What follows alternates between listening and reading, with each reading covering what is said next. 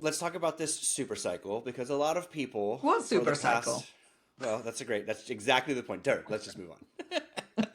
A lot of people essentially have been saying, oh, AI is going to drive a supercycle. And then when you start asking them, well, what do you think a supercycle is? They clearly have no idea. So first, the only supercycle that was ever happened in the history of Apple's iPhone shipments was with the iPhone 6 and the iPhone 6 Max. And this correlated with two very specific things in the moment. Number one, China Mobile was added to the network in a much larger way of support for iPhone. So China became a huge driver with the addition of more networks and into the market. And then secondarily, it happened to correlate with a gigantic, physically gigantic screen form factor change when, I'm going to use the worst term in the world that we all hated, but when phablets were a thing and people were wanting larger devices, Apple had held off, and boom, Apple makes a larger phone. The world goes crazy. It pulled forward a drastic amount of upgrades that would not have normally happened. The cycle was people upgraded in mass out of an ordinary timeline.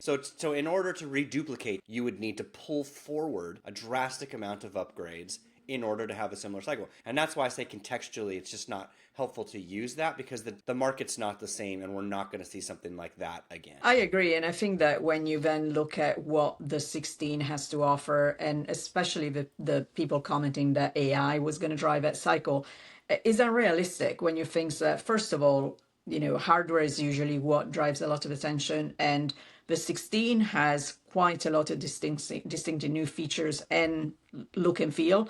The Pro, not so much. So that's one first thing. And the second thing is that even if people were excited about AI, it is only English speaking users. That alone limits your addressable market.